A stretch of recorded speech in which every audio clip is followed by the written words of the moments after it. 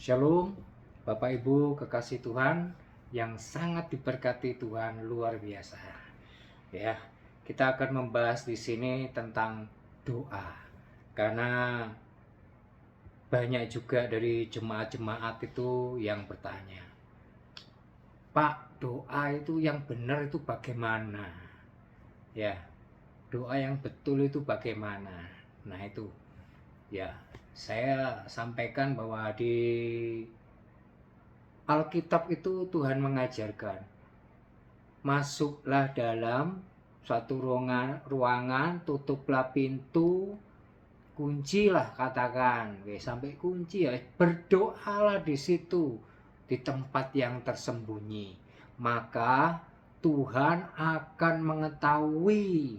Nah, maksudnya itu bukan berarti kita kalau setiap kali berdoa itu harus masuk di dalam kamar, terus kunci pintu, terus kita berdoa. Bukan itu. Maksudnya itu bukan harus selalu begitu, ya. Contohnya kalau kita di dalam pesawat, terus lagi goncangan-goncangan gitu, turbulensi, terus kita gimana? Mau cari kamar dulu, mau masuk pintu kamar, mau dikunci dulu, nggak ada, yang ada kamar mandi, ya. Ya malah kita nggak boleh berdiri, nggak boleh lepas sabuk pengaman aja nggak boleh.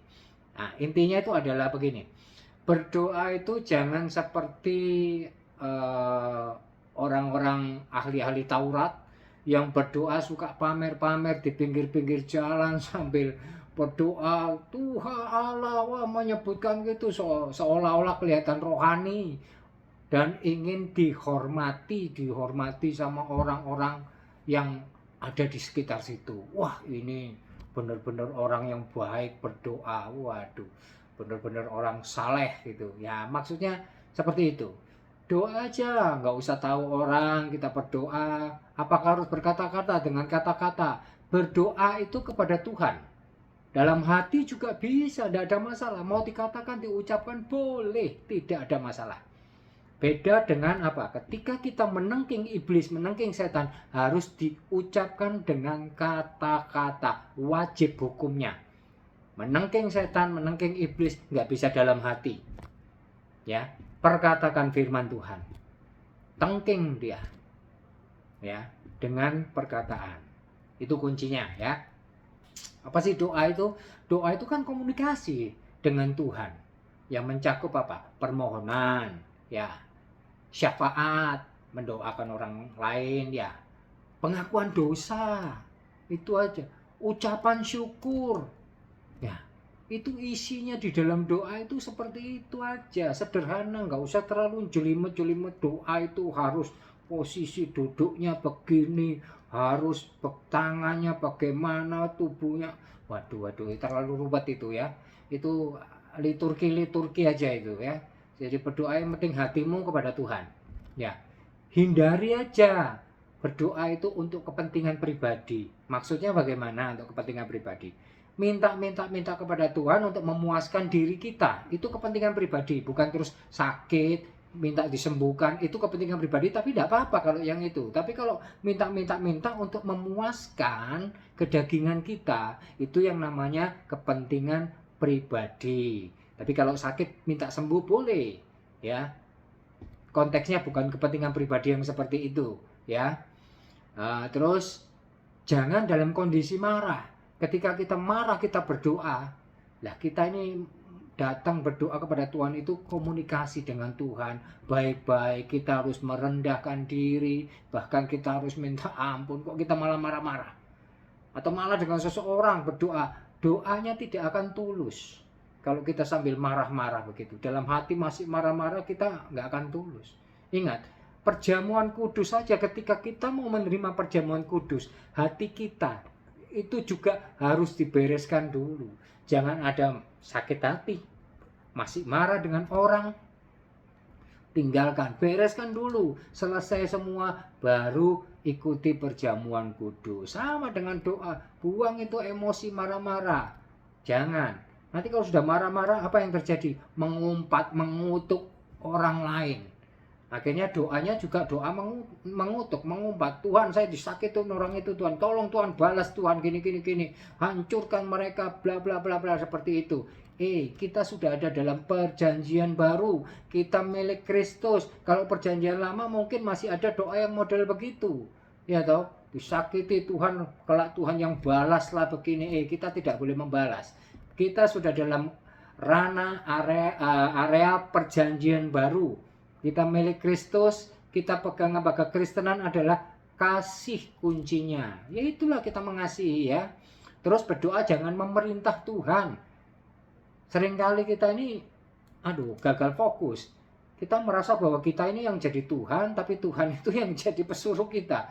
Tuhan, saya minta ini, Tuhan, minta itu, minta ini, bla bla bla bla. Waduh, merintah Tuhan terus. Ya, apalagi sambil bentak-bentak lagi doanya. Waduh, ada orang saking seriusnya berdoa, dalam nama Tuhan Yesus, sembuh dalam nama Tuhan Yesus. Harus diberkati, harus seperti itu. Nggak perlu dengan teriak-teriak dengan suara yang keras-keras. Dalam nama Tuhan Yesus, demi nama Tuhan Yesus. Itu sudah besar kuasanya kalau kita punya iman, meyakini. Ya, perkatakan itu. Ya, sekarang doa yang benar bagaimana? Doa yang benar itu ditujukan kepada Allah. Ditutup dengan dalam nama Tuhan Yesus. Ya, ditutup dengan dalam nama Tuhan Yesus. Tuhan Yesus yang mengajarkan loh ini. Ya, berdoa, sampaikan, tutupkan dengan dalam namaku, dalam nama Tuhan Yesus. Ya, terus dengan iman percaya. Kalau dengan iman percaya pasti ada jawaban dari Tuhan kok. Ya, pasti. Terus dengan ucapan syukur. Berdoa itu dengan ucapan syukur, seolah-olah kita sudah menerimanya. Seperti itu loh. Jadi kalau seolah-olah kita sudah menerimanya, masakan Tuhan tidak akan memberi? Tuhan kok merasa, loh aku belum ngasih loh, ini anak ini sudah mengucap syukur, terima kasih Tuhan sudah berikan. Ya pastilah Tuhan jawab, beri jawaban. Ya, bukan selalu berikan yang kita doakan, tapi Tuhan akan berikan jawaban. Ya, jangan lupa dia sertai dengan pengakuan dosa. Ya, dan pertobatan. Ngaku dosa toh tapi tidak mau tobat ya percuma ya. Terus terakhir serahkan pada kehendak Allah seperti Tuhan Yesus ketika di Getsemani. Tuhan Yesus berdoa, Tuhan kalau bisa lalukan cawan ini daripadaku. Tapi terakhir Tuhan Yesus tetap mengatakan biarlah kehendakmu yang terjadi, bukan kehendakku. Seperti itulah, biarlah kehendak Tuhan aja lah. Ya, ini contoh-contoh di Alkitab. Doa-doa yang benar ya. Ya, satu adalah doa Bapa kami. Doa Bapa kami itu doa yang benar. Tuhan yang ngajarkan sendiri ya. Ada pengakuan kekuasaan Allah di situ. Minta kehendak Allah yang terjadi di situ. Minta kebutuhan hidup aja yang sederhana-sederhana aja. Kebutuhan hidup sehari-hari. Minta pengampunan dosa. Minta dibebaskan dari segala yang jahat dan pencobaan. Seperti itu ya. Tuhan Yesus di Getsemani sudah berdoa juga seperti itu. Makanya serahkan pada kehendak Bapa di surga. Itu ada di Lukas 22 ayat 42. Oke. Sekarang kita akan membahas tentang jawaban doa. Jawaban doa itu ya ada yang mengatakan ada 3, ada 4, 3 atau 4, ya terserah lah ya. Yang pertama saya katakan dulu aja. Jawaban doa dari Tuhan adalah ya. Ya, jawaban Tuhan. Ketika kita berdoa, Tuhan menjawab ya. Maka saat itu juga bisa dikabulkan. Kenapa? Karena sesuai dengan kehendak, rencana, dan waktunya Tuhan. Ada di 1 Tesalonika 5 ayat 18. Ya, kita baca dulu ya. Kira-kira 1 Tesalonika 5 ayat 18. Mengucap syukurlah dalam segala hal.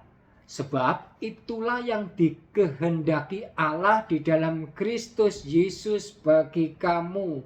Mengucap syukur yang tadi di awal-awal juga saya sampaikan, berdoa itu dengan ucapan syukur juga. Ini sesuai kehendak Tuhan, diberkati. Terus doa yang tidak dijawab, Tuhan menjawab tidak. Kenapa Tuhan menjawab tidak? Karena tidak sesuai dengan kehendak Tuhan dan rancangan Allah. Ya. Ada perlindungan Allah di situ.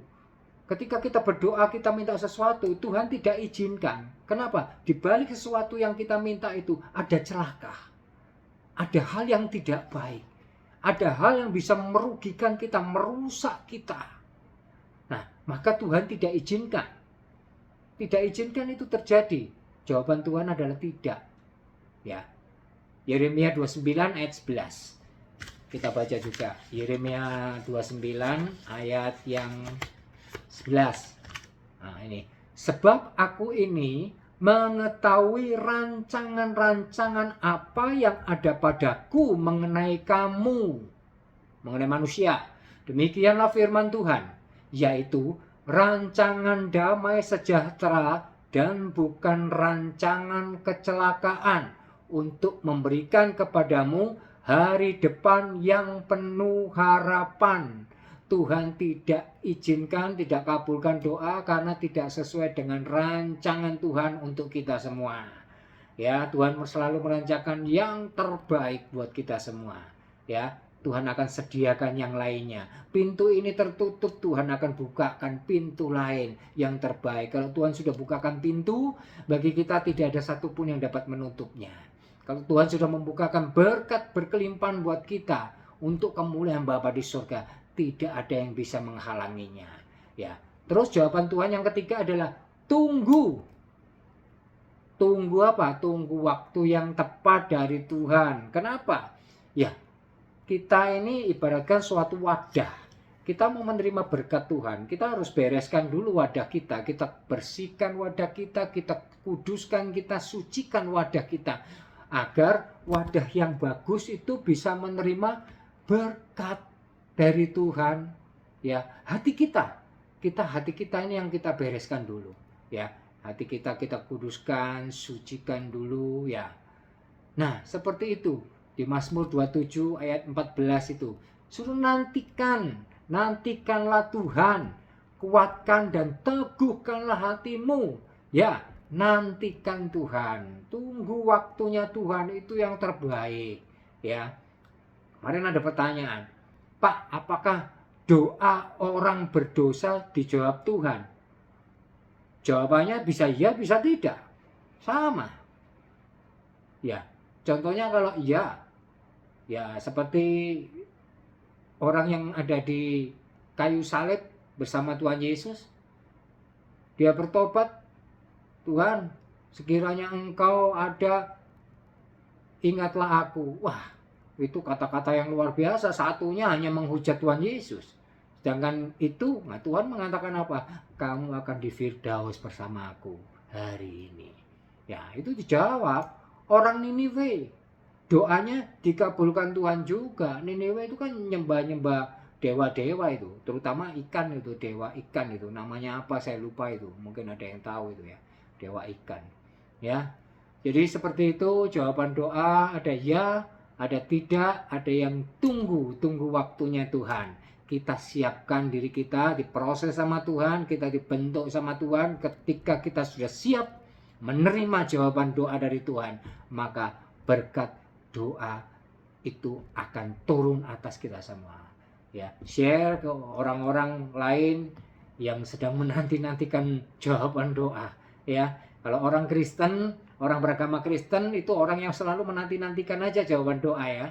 Kalau orang Kristen beda, pengikut Kristus, murid Kristus, sambil berdoa menantikan jawaban Tuhan itu ikut penyertaan Tuhan, mengikuti Tuhan, kehendak Tuhan, rencana Tuhan diikutin terus. Ya, menikmati zaman lawatan Tuhan. Gak fokus ke dalam jawaban doanya, tapi fokusnya kepada Tuhan yang memberi jawaban doa. Dalam nama Tuhan Yesus, memberkati semua yang mendengar, menyaksikan video ini. Tuhan Yesus berkati. Haleluya. Amin.